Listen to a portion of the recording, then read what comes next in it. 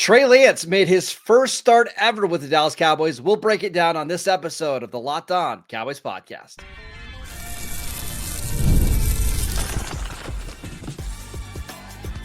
You are Locked On Cowboys, your daily Dallas Cowboys podcast.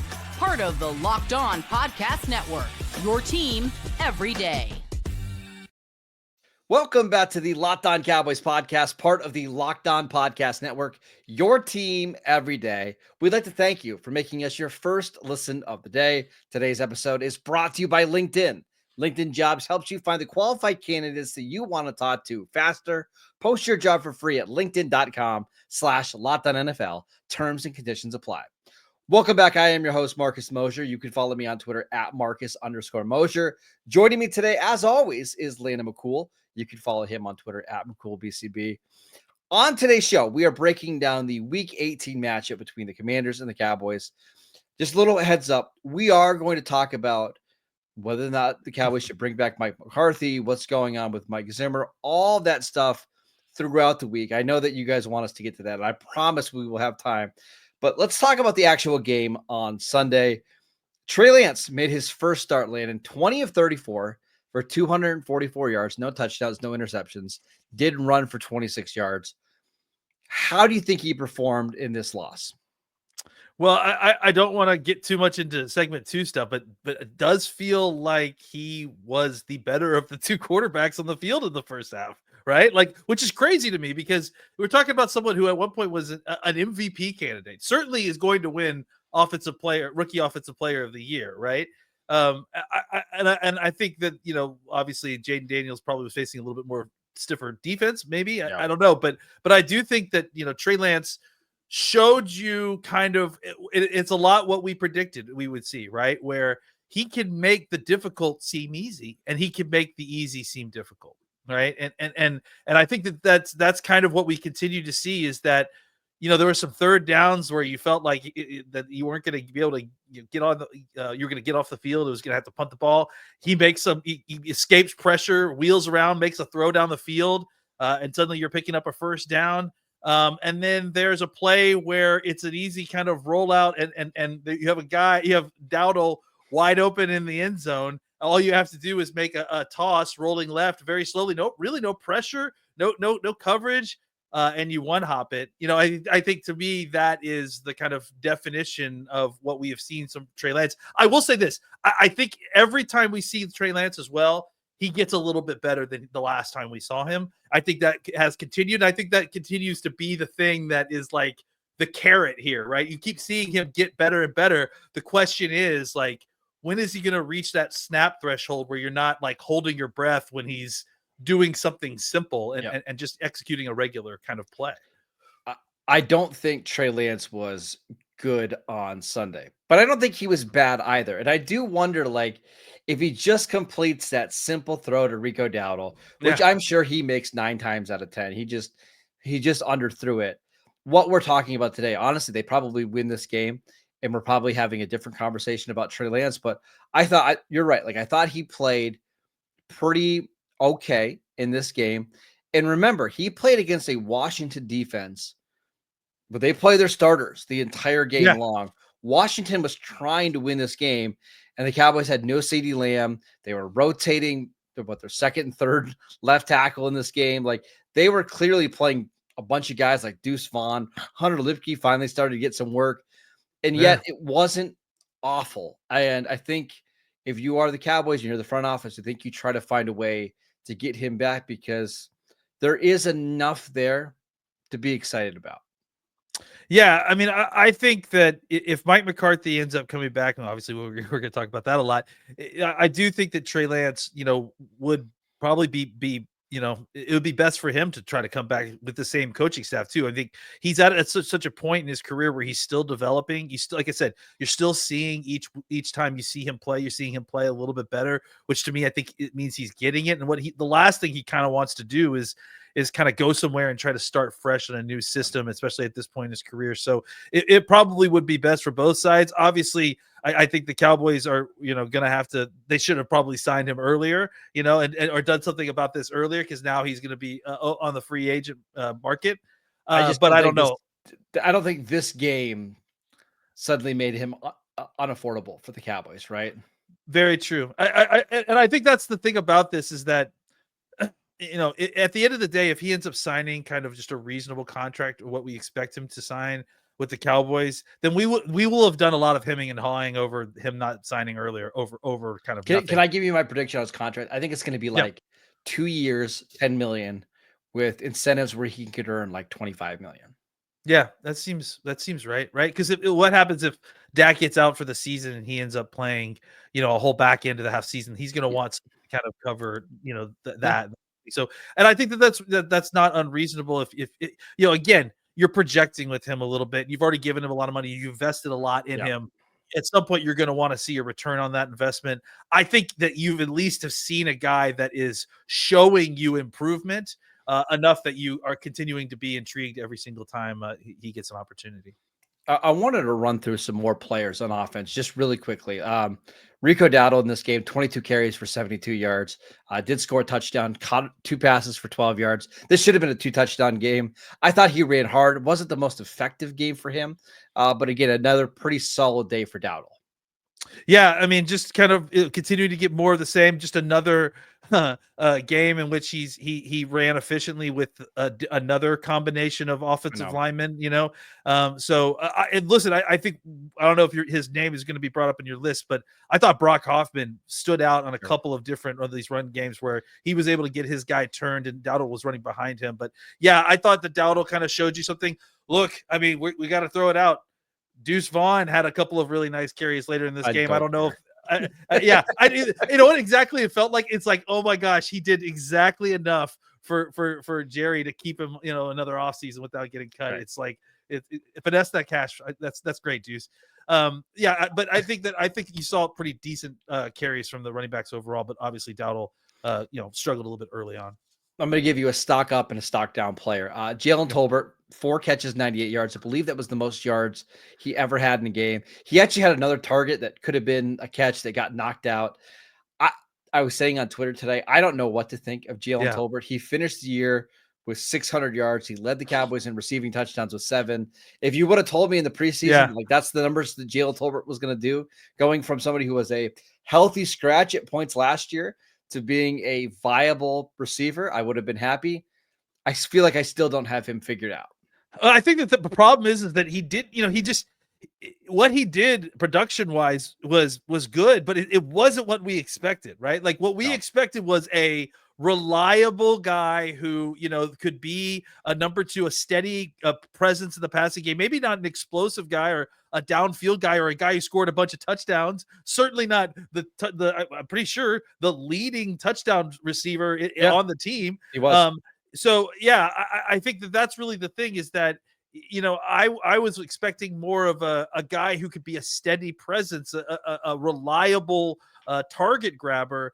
And instead what you got was kind of this, very high variance player who, sometimes, again, I think in a lesser degree, like a Trey Lance sort of situation, right? Where you make him sometimes, you see him make sometimes these really incredible grabs. You're like, man, great job. Tolbert, he does something really nice here and there, but then he can't make a simple catch. He'll drop a simple catch or he can't sustain a block on the edge. And you're just like, come on, like this is like the main part of what your gig is. So I think it was just surprising to see with Tolbert, but I think what I've kind of come to learn is that, I think that's kind of who he is, right? I feel like he's probably more of a wide receiver 3 type that you can, mix in with somebody else, but I just don't know that he's reliable enough on a down-to-down basis to be your wide receiver 2. Let's go to somebody with stock down, and we've talked about this guy actually last week. Jake Ferguson had kind of a disaster of a game. 2 catches for 12 yards. Now, he did have 1 really nice catch. 3 penalties in this game, including 2 pre-snap penalties. There was a play where I thought he could have made a catch and the ball went through his hands. London Wells pulled him off the sideline a couple times, and they showed shots of him kind of yelling at him. A disastrous season for Jake Ferguson. Yeah, I mean, honestly, I don't know that he was yelling at him. I kind of think he was trying to encourage him because to me, and the reason I parse that is because to me, I think what it is that Ferguson has just lost all his confidence, man. He doesn't look, he's beating himself. I mean, he should be, he's not playing great, and he's beating himself on these penalties. He's not finishing the way that he was finishing earlier. I think we've talked about it before earlier in the season. I think you pointed it out. It doesn't seem like he's carried this new weight that he added in the offseason very well. I think that's something that you pointed out early on, and I think you're right. But I think on top of that now, he's just lost confidence, and I think that's really hurt his ability to kind of finish the plays the way that he did. It's almost like he's playing like he's regressed back to his rookie year, right? Yeah. Where you see the athleticism, you see the player that he eventually was last season and the season before that, but his rookie season, he really kind of struggled to finish on a lot of these plays, and that's where we were even hoping he would take another step forward. And you're right, it feels like he's taken a step back, and then now he's pressing, and now there's penalties, and he has got to be in a season of just disappointment to me. Like, he has got to be one of the biggest disappointments on not him personally, but just his performance this season. Unfortunately, it's just one of the biggest disappointments of the season. So finished the season with less than 500 receiving yards, no touchdowns this year for Jake Ferguson, and they believe he had like eight or nine penalties. It's rough. They're gonna have to figure out the tight end position this offseason, whether that's Ferguson just getting better, maybe giving more snaps to Luke Schoonmaker. We'll see.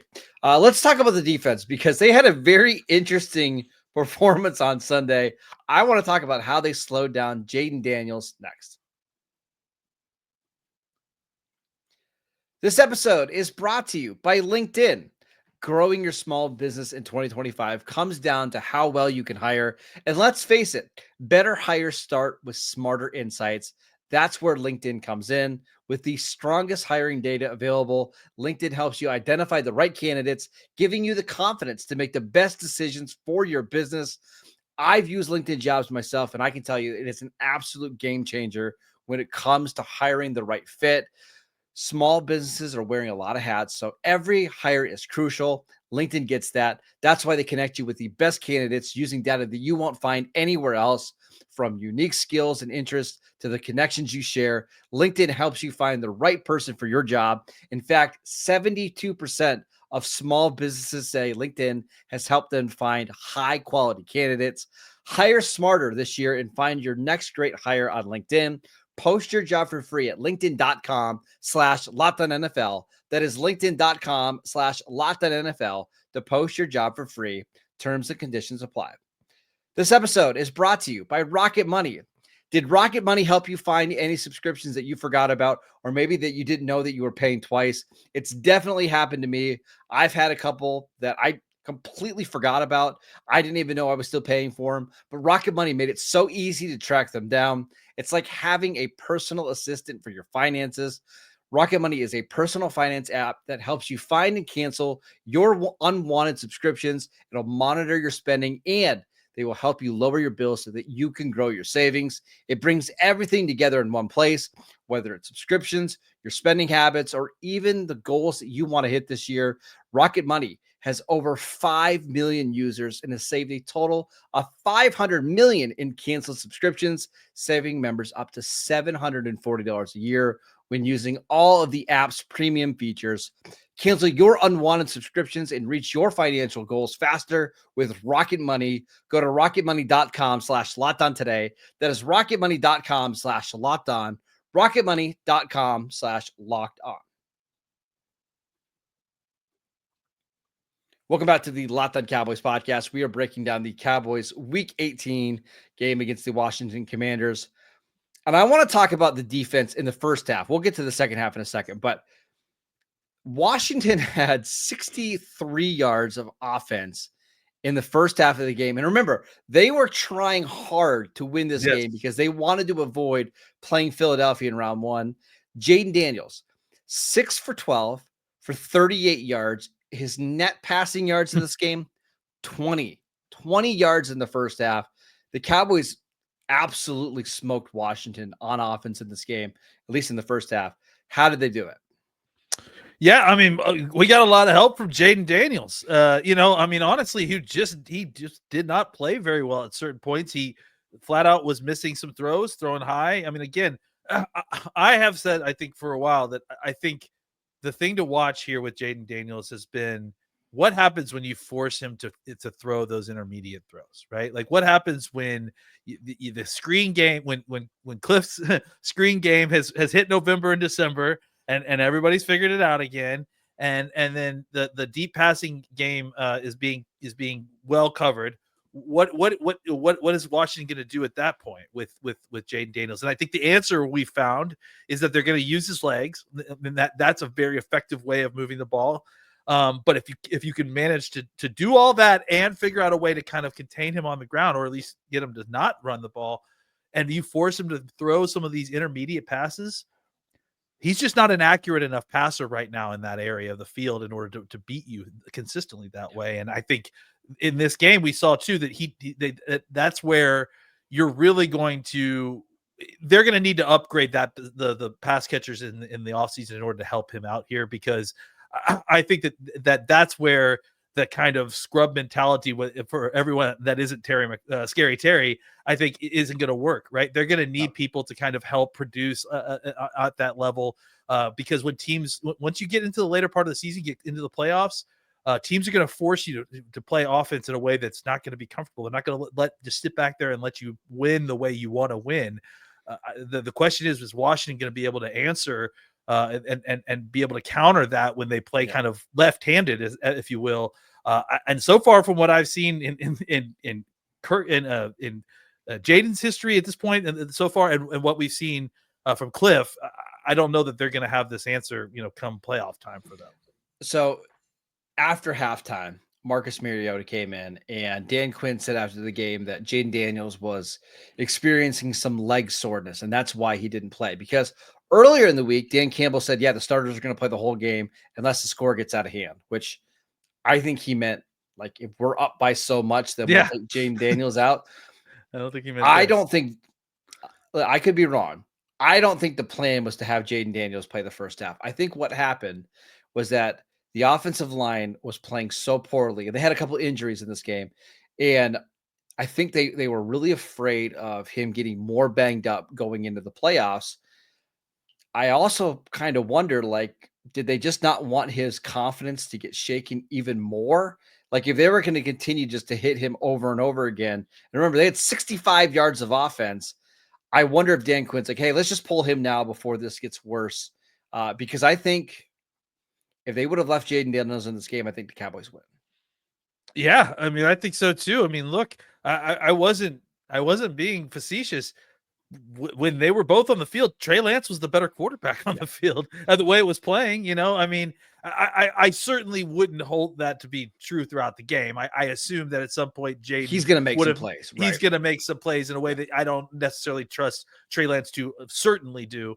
But I think, they were both very inconsistent quarterbacks, and I think in that world where it comes down to kind of which had the more talented defense that could stop the run. I mean, it felt like the Cowboys defense was doing a much better job disrupting Washington with their misaligned quarterback than Washington's defense was against the Cowboys' misaligned quarterback. So, I think if Jayden Daniels stays in this game, and if the Cowboys are playing hard the whole game, which we'll see. We can talk about that too. Well, and I do, because I think once Marcus Mariota came in, there was a collective, and again, I could be wrong. There was a collective like, okay, we know what this is. It's like, hey, I don't want to say the Cowboys eased up, but it certainly felt that way at times, right? It's, the way that NFL teams like quit or tank or whatever when they're doing it is schematically and personnel usage, right? Like,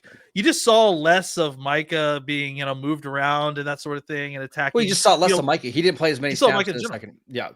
Yeah. And I think that all makes sense if you're not trying to win the game, so look, I think the outcome, the Cowboys lost this game. We've only mentioned it maybe twice. And that's because, frankly, that's probably the positive outcome of all this, right? Is that the Cowboys looked really good at the moments when everyone was trying. and then got their draft position up by losing the game ultimately. So yeah, but I think the ultimate thing to learn here on that side of the ball, just kind of wrap it up a little bit, is it's if I was a Washington Commanders fan and I watched that first half, I would feel a deep sense of dread right now, and I would not be thrilled about the way my team kind of limped into the playoffs. Dan Quinn should have sat Jayden Daniels, and that's obviously a hindsight is 2020 situation, right? But I think he didn't realize that they were going to necessarily look like that. But I think that can have a lingering effect. I understand they came back and won the game and all feel good and yay. But man, I don't know how, if you're a Washington starter or if you're Jayden Daniels, you feel positive about the way you came out of that game going into the playoffs. Yeah, it said Marcus Mariota, just to wrap this up, 15-18, 161 yards, 2 touchdowns, ran for 56 yards and a touchdown. Yeah. He played Lamar well. Jackson. Lamar Jackson. Yeah, I mean, I do want to give Mariota credit. Like, he came in and made plays. The run that he had on the 4th down was unbelievable. I thought he played well. I just wonder, I think if I had to guess, I think Mike Zimmer really challenged his defense to step up and play their best football against Jayden Daniels. And I'm not saying that they said they took a breath and feel like they won once Jayden Daniels didn't play, but that's what it felt like. Hey, we did our job against Jayden. We're good here.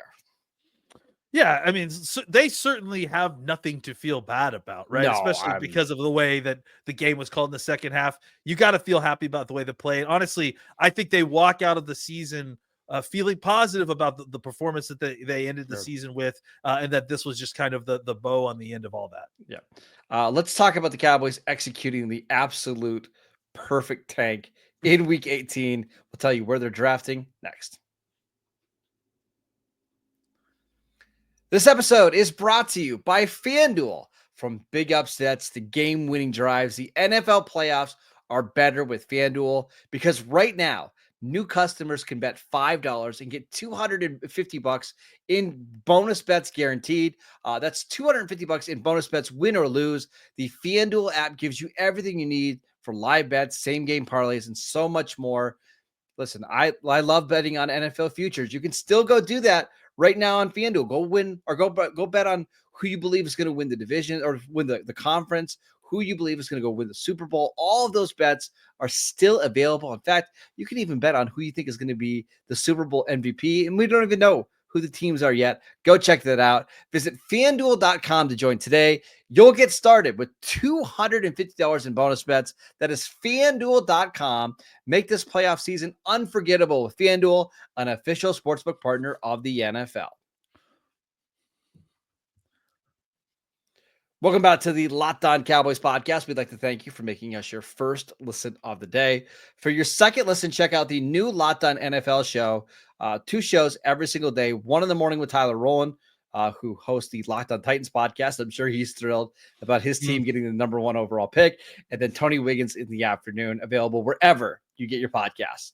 Speaking of the draft, Landon, yes, this was actually a pretty decent day for the Cowboys in terms of their draft order. I was watching all day long to see how these games would play out, but because the Colts pulled off an overtime win against Jacksonville, shout out to Joe Flacco. Thrilling. Thank you, Joe. Thank you, Joe.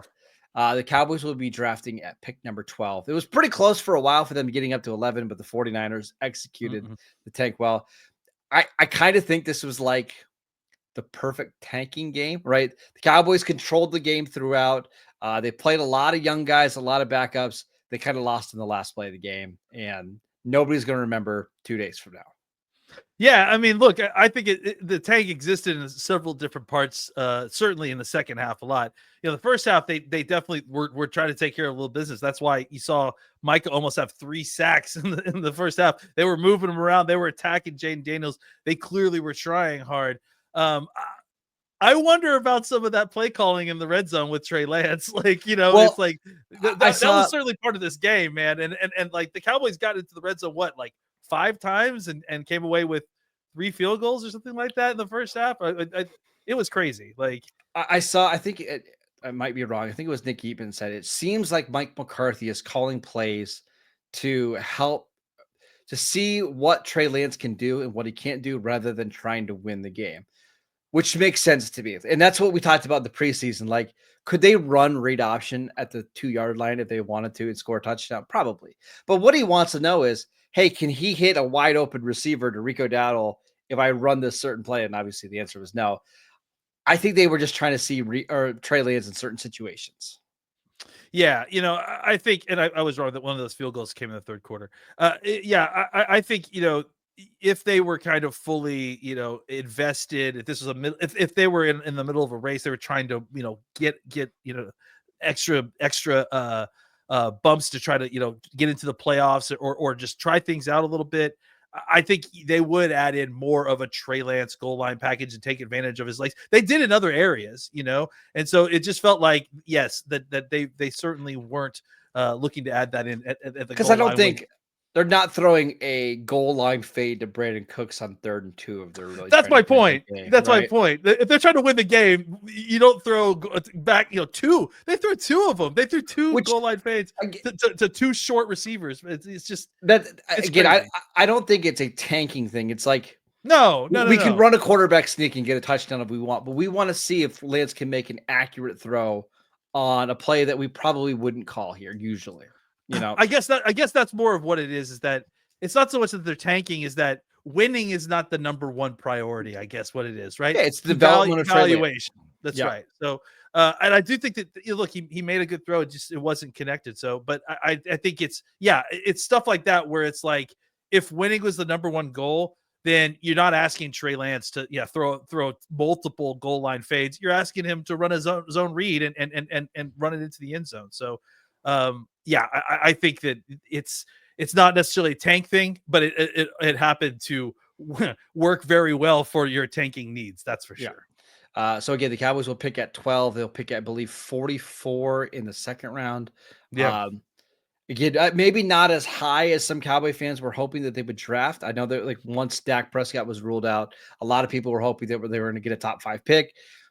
But ultimately, we had some fun for a couple months. They had some fun competitive games. They had a big win in Washington. They had a Sunday night football win against Tampa Bay that was fun. They played a really good game against Cincinnati.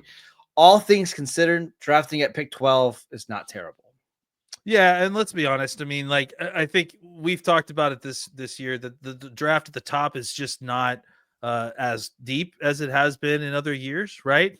The Cowboys probably weren't even in range to kind of have one of those top players fall to him anyways. Like even when they were getting at their best, right? Like it's probably not, they probably weren't going to make it to like 3 or 4, right? So no, here's a good example. If Dallas would have lost 2 more games and they would have finished the season at 5-12, they would have been drafting, I believe, at 10.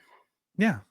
So it's like, ultimately it's like, at least you feel like, and I guess the point is that yes, that's better, but the talent pool is about the same there between it's seemingly at like 5 all the way, to the end of the first round, which means at that point, do you want to pick at 5? Do you want to overpick and overpay a guy who is probably a first round pick? Yeah. So yeah, I think there's, and the Cowboys have picked a lot of good players in the middle of the round. I mean, Micah Parsons and CeeDee Lamb were both picked 12 and 17, if I'm not mistaken, respectively. So, there's good players to be had, and certainly players that will fit what the Cowboys need. We're going to talk all about that all season, off season, and I think the Cowboys are in a good spot. And on top of that, again, I can't stress this enough. I do think that losing is something that is hard to get the taste out of your mouth, right? And being and the Cowboys obviously are losers this year, but if they had tanked like that and really kind of thrown in the towel and given up, that would have been a hangover that they would have felt the next year as well. And again, they would have had to lose 3 more games if they wanted to draft inside the top 5. So that means you would have the game against Washington, the Giants, and Tampa Bay. And I just didn't see that happening, right? And it was fun to win on Thanksgiving, right? And to enjoy that game. It was fun to win on Sunday Night Football against Tampa Bay and have your defense play lights out. So again, this is, I know it's not ideal to draft at 12, but it's not like you're drafting at 17 or 18 either. At the very middle part of the first round, you should still get somebody that you have a first round grade on at that spot. Let's just hope it's not a running back. That's all I ask. Yeah, if there's like we've been through too much this year, guys. Like don't add on that on top of it. It'll be the cherry on top. That'd be terrible. All right, that is it for today's show. We want to thank you for making Locked On Cowboys your first listen and your first listen all season long. I know this was not the easiest season for Cowboy fans, but the good news is we've got the offseason coming up, and Yes. I've got a feeling this is going to be a busy, noisy offseason for the Dallas Cowboys. So we will be here every single day breaking down all the coaching news, all the transactions, hopefully some transactions the Cowboys make this year. Make sure you're downloading the podcast wherever you get your podcasts. We are free and available on all platforms. Follow Landon on Twitter at McCoolBCB. I'm at Marcus _Mosher. Enjoy your Monday. We'll see you right back here on Tuesday.